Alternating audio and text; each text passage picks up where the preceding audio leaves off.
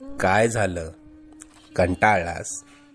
खूप प्रयत्न करतोय, पण हवं तसं यश काय मिळेना, बरोबर ना? आता ही धावपळ सोडून कुठेतरी लांब निघून जावंसं वाटतंय ना? अजून किती दिवस सोसावं लागणार हेच तुझ्या डोक्यात कायम असतं. त्याच गोष्टींना पुरता कंटाळून गेलायस तू. मला माहितीये, या वेदना आता तुला सहन होत नाहीये.